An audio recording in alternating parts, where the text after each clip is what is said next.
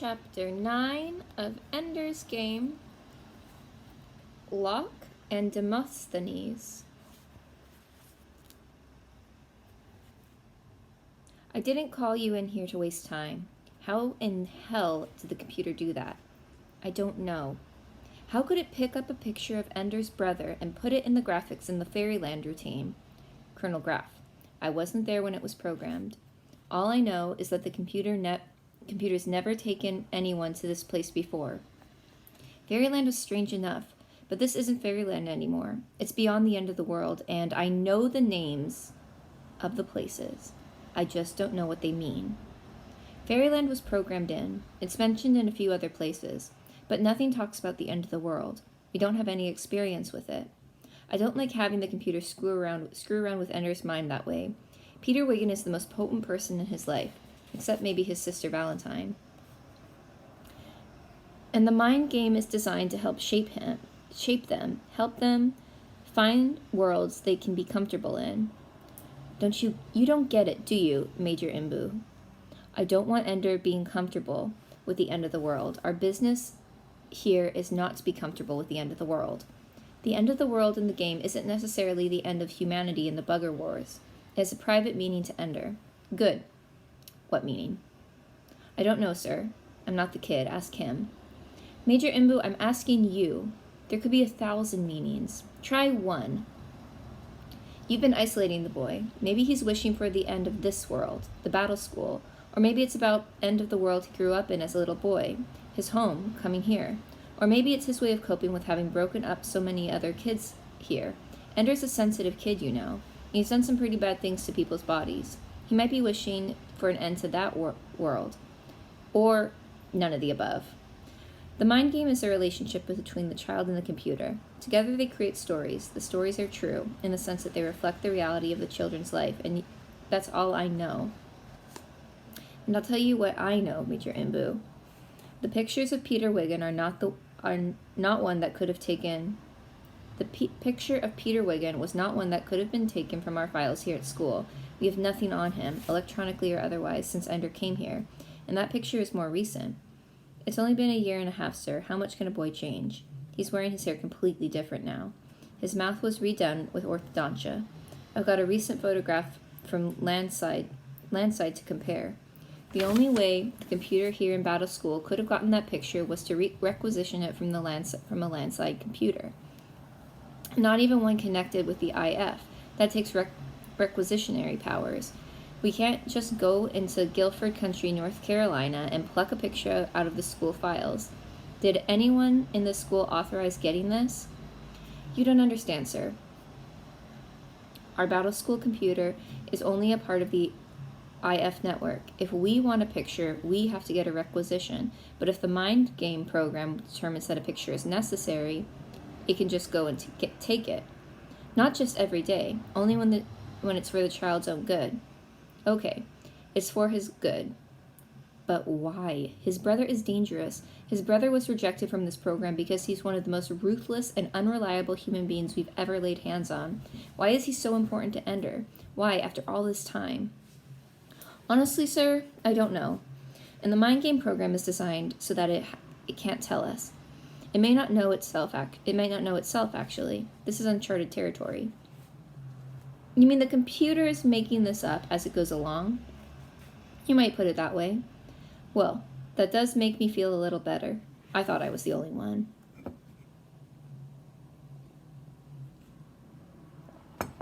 Valentine celebrated Ender's 8th birthday alone in the wooded backyard of their new home in Greensboro. She scraped a patch of ground bare with pine needles and leaves, and then scratched his name in the dirt with a twig. Then she made a small teepee of twigs and needles and lit a small fire.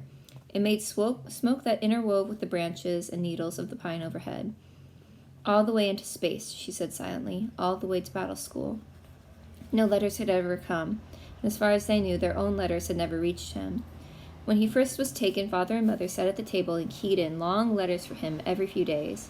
Soon, though, it was once a week, and when no answers came, once a month.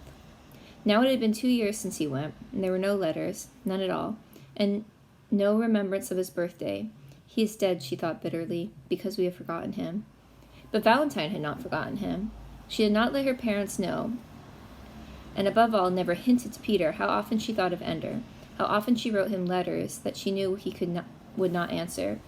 And when Mother and Father announced to them they were leaving the city to move to North Carolina, of all places, Valentine knew that they never expected to see Ender again. They were leaving the only place where he knew to find them. How would Ender find them here, among these trees, under this changeable and heavy sky? He had lived deep in the corridors all his life, and if he was still in the battle school, where there was less nature there. What would he make of all this? Valentine knew why they had moved here. It was for Peter, so that living among trees and small animals, so that nature, in as raw a form as Mother and Father could conceive of it, might have some softening influence on their strange and frightening son. And, in a way, it had. Peter took to it right away. Long walks out in the open, cutting through woods and out into the open country, going sometimes a whole day with only a sandwich or two, sharing space with the desk in the pack on his back, and only a small pocket knife in his pocket. But Valentine knew. She'd seen a squirrel half-skinned, spiked by its little hands and feet with twigs pushed into the dirt. She pictured Peter trapping it, stalking it, then carefully parting and peeling back its skin without breaking into the abdomen, watching the muscles twist and ripple. How long had it taken the squirrel to die? And all the while Peter had sat nearby, leaning against a tree, or perhaps the squirrel had nested, playing with his desk while the squirrel's life seeped away. At first she was horrified and nearly threw up at dinner, watching how Peter ate so vigorously, talked so cheerfully. But later she thought about it and realized that perhaps for Peter it was kind of magic, like her little fires, a sacrifice that somehow stilled the dark gods that hunted for his soul. Better to torture squirrels than other children. Peter has always been a husbandman of pain, planting it, nurturing it, devouring it greedily when it was ripe. Better he should take it in these small, sharp doses with dull cruelty to children than with dull cruelty to children at the school. A model student, said his teachers. I wish we had 100 others in the school just like him. Studies all the time, turns in all his work on time. He loves to learn. But Valentine knew it was a fraud. Peter loved to learn all right, but the teachers hadn't taught him anything ever. He did his learning through his desk at home, tapping into libraries and databases, studying and thinking, and above all, talking to Valentine. Yet at school he acted as though he were excited about the puerile lessons of the day. Oh, wow, I never knew that frogs looked like this inside, he'd say. And when he got home, he studied the binding of cells into organisms through the phylotic collation of DNA. Peter was a master of flattery, and all his teachers bought it. Still, it was good. Peter never fought anymore, never bullied. Got along well with everybody. It was a new Peter. Everyone believed it. Mother and Father said it so often that it made Valentine want to scream at them. This isn't the new Peter. It's the old Peter, only smarter. How smart? Smarter than you, Father. Smarter than you, Mother. Smarter than anybody you've ever met. But not smarter than me. I've been deciding, said Peter, whether to kill you or what. Valentine leaned against the trunk of the pine tree, her little fire a few smoldering ashes. I love you too, Peter. It would be so easy. You always make these stupid little fires. It's just a matter of knocking you out and burning you up. You're such a firebug. I've been thinking of castrating you in your sleep. No, you haven't. You only think of things like that when I'm with you. I bring out the best in you. No, Valentine. I've decided not to kill you. I've decided you're going to help me. I am? A few years ago, Valentine would have been terrified at Peter's threats. Now, though, she was not so afraid. Not that she ever doubted he was capable of killing her. She couldn't think of anything so terrible that she didn't believe Peter might do it. She also knew, though, that Peter was not insane. Not in the sense that he wasn't in control of himself. He was in better control of himself than anybody she knew, except perhaps herself. Peter could delay any desire as long as he needed to. He could conceal any emotion. And so Valentine knew that he would never hurt her in a fit of rage. He would only do it if the advantages outweighed the risks. And they did not. In a way, she actually preferred Peter to other people because of this. He always acted out of intelligent self-interest. And so, to keep herself safe, all she had to do was make sure it was more in Peter's interest to keep her alive than to have her dead. Valentine, things are coming to a head. I've been tracking troop movements in Russia. What are we talking about? The world, Val. You know Russia, big empire, the Second Warsaw Pact, rulers of Eurasia and the Netherlands from the Netherlands to Pakistan. They don't publish their troop movements, Peter. Of course not. But they do publish their passenger and freight train schedules. I've had my desk analyzing those schedules and figuring out when the secret troop trains are moving over the same tracks. Done it backward over the past 3 years. In the last 6 months, they've stepped up. They're getting ready for war. Land war.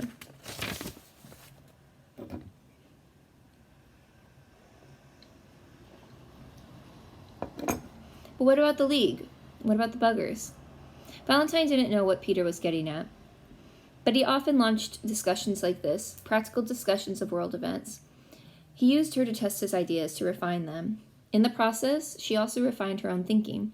She found out that while she rarely agreed with Peter about what the world ought to be, it was rarely they disagreed about what the world actually was. They had become quite adept at sifting accurate information out of the stories of the hopelessly ignorant, gullible news writers. The news herd, as Peter called them. The pole marches in Russia, isn't he? And he knows what's been happening with the fleet. Either they found out the buggers aren't a threat after all, or we're about to have a big battle. One way or the other, the bugger war is about to be over. They're getting ready for after the war. If they're moving troops, it must be under the direction of the strategos. It's all internal, within the Warsaw Pact. This was troubling. The facade of peace and cooperation had been undisturbed almost since the bugger wars began. What Peter had detected was a fundamental shift in the world order. She had a mental picture as clear as memory of the way the world had been before the buggers forced peace upon them. So, it's back to the way it was before. A few changes. The shield makes it so nobody bothers with nuclear weapons anymore. We have to kill each other thousands at a time instead of millions. Peter grinned. Val, it was bound to happen. Right now there's a vast internal fleet and army in existence, and with North American hegemony. When the bugger wars are over, all of that power will vanish, because it's all built on fear of the buggers, and suddenly we'll look around and discover that all of the old alliances are gone, dead and gone, except one, the Warsaw Pact, and it'll be the dollar against 5 million lasers. We'll have the asteroid belt, but they'll have Earth. And you run out of raisins and celery kind of fast out there without Earth. What disturbed Valentine most of all was that Peter did not seem at all worried.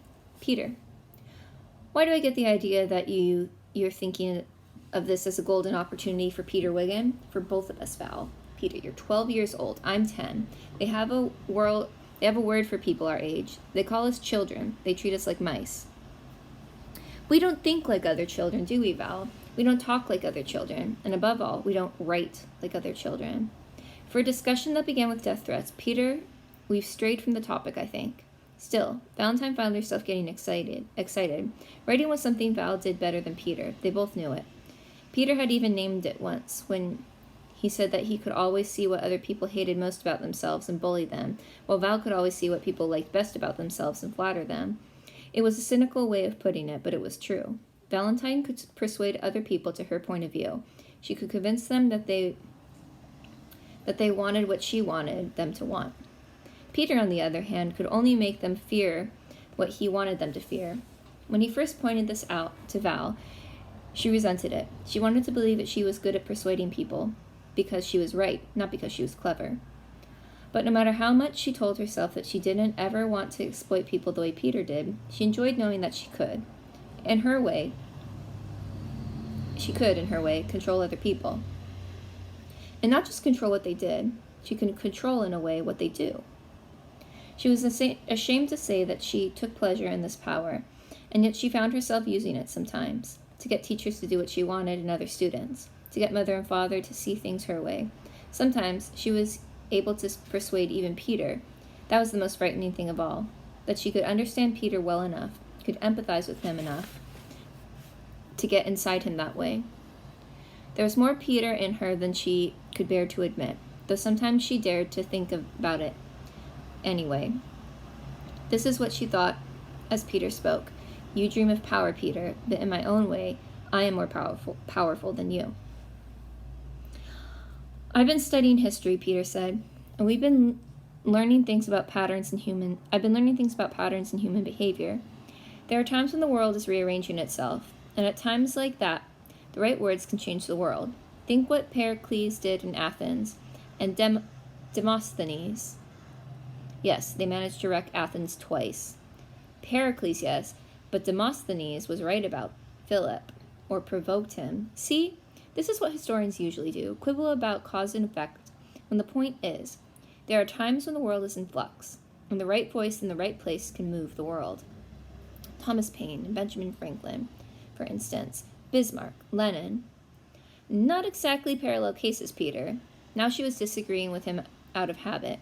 She saw that what he was getting at, and she thought it just might be possible. I don't expect you to understand. You still believe that teachers know something worth learning. I understand more than you think, Peter. So you see yourself as Bismarck? I see myself as knowing how to insert ideas into the public mind.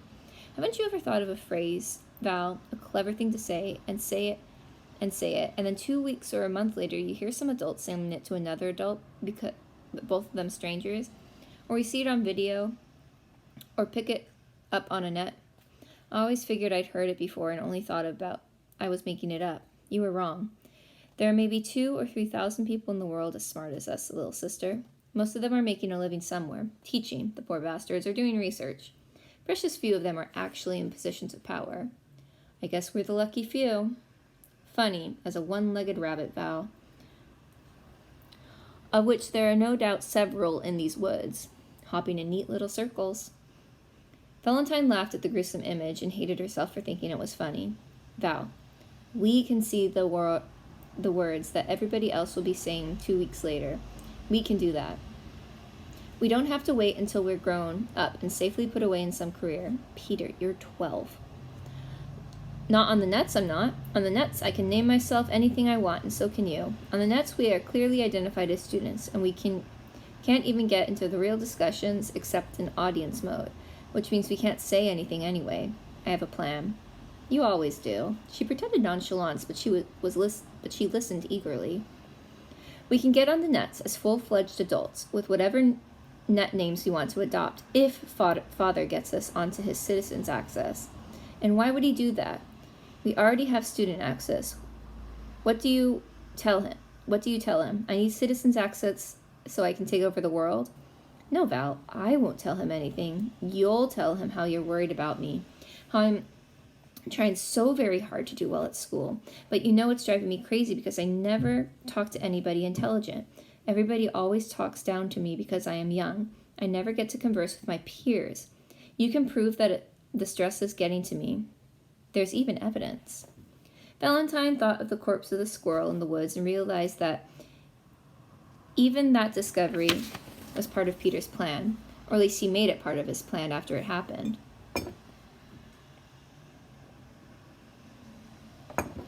So you can get him to authorize us to share his citizens' access, to adopt our own identities there, to conceal who we are, so people give us the intellectual respect we deserve. Valentine could challenge him on ideas, but never on things like this. She could not say, "What makes you think you deserve respect?" She read about Adolf Hitler. She wondered what he was like at the age of 12. Not this smart, not like Peter anyway, but craving honor, probably that. And what would it have meant to the world if in his childhood he had been caught in a thresher or trampled by a horse? Val, Peter said, I know what you think of me. I'm not a nice person, you think. Valentine threw a pine needle at him, an arrow through your heart. I've been planning to come talk to you for a long time, but I kept being afraid. She put a pine needle in her mouth and blew it at him. It dropped almost straight down, another failed launch. Why was he pretending to be weak?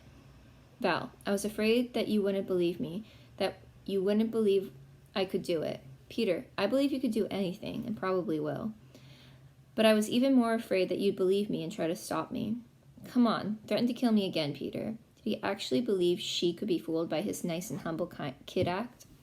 So I've got a sick sense of humor. I'm sorry. You know I was teasing. I need your help. You're just what the world needs, a 12-year-old to solve our problems. It's not my fault I'm 12 right now. And it's not my fault that right now is when the opportunity is open. Right now is the time when I can shape events. The world is always a democracy in times of flux. And the man with the best voice will win. Everybody thinks Hitler got power because of his armies, because they were willing to kill. And that's partly true, because in the real world, power is always built on threats of death and dishonor. But mostly he got to power on words, on the right words at the right time. I was just thinking of comparing you to him. I don't hate Jews, Val. I don't want to destroy anybody. And I don't want war either. I want the world to hold together. Is that so bad? I don't want us to go back to the old ways. Have you read about the world wars? Yes. We can go back to that again, or worse. We could find ourselves locked into the Warsaw Pact. Now, there's a cheerful thought. Peter, we're children, don't you understand that? We're going to school, we're growing up. But even as she resisted, she wanted him to persuade her. She had wanted him to persuade her from the beginning. But Peter didn't know that. He had already won. If I believe that, if I accept that, then I'm going to sit back and watch while all the opportunities vanish. And then when I'm old enough, it's too late. Val, listen to me. I know how you feel about me. You always have. I was a vicious, nasty brother. I was cruel to you, and crueler to Ender before they took him. But I didn't hate you. I loved you both. I just had to have control. Don't you understand that? It's the most important thing to me. It's my greatest gift. I can see where the weak points are. I can see how to get in and use them. I can see those things without even trying. I could become a businessman and run some big corporation. I'd scramble and maneuver until I got to the top of everything. And what would I have? Nothing. I'm going to rule, Val, and I'm going to have control of something. But I want it to be something worth ruling. I want to accomplish something worthwhile. A Pax Americana throughout the whole world. So that when somebody else comes, after we beat the buggers, when somebody else comes here to defeat us, they'll find we've already spread over 1,000 worlds. We're in a peace with ourselves and impossible to destroy. Do you understand? I want to save mankind from self-destruction. She had never seen him speak with such sincerity, with no hint of mockery, no trace of a lie in his voice. He was getting better at this. Or maybe he was actually touching on the truth. So a 12-year-old boy and his kid sister are going to save the world? How old was Alexander? I'm not going to do it overnight. I'm just going to start now, if you'll help me. I don't believe what you did to those squirrels was part of an act. I think you did it because you love to do it. Suddenly, Peter wept into his hands. Val assumed he was just pretending, but then she wondered, was it possible? It was possible, wasn't it, that he loved her? That in this time of terrifying opportunity, he was willing to weaken himself before her in order to win her love? He's manipulating me, she thought, but it doesn't mean he isn't sincere.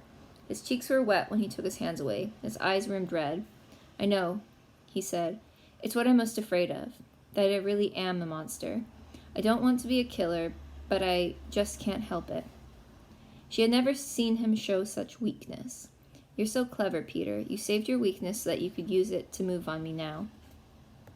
And yet it did move her, because if it were true, even partly true, then Peter was not a monster, and so she could satisfy her Peter-like love for power without fearing of becoming monstrous herself. She knew that Peter was calculating even now, but she believed that under the calculations he was telling the truth. It had been hidden layers deep, but he had probed her until he had found her trust. Val, if you don't help me, I don't know what I'll become. But if you're there, my partner in everything, you can keep me from becoming like that, like the bad ones. She nodded. You're only pretending to share power with me, she thought. But in fact, I have power over you, even though you don't know it. I will. I'll help you.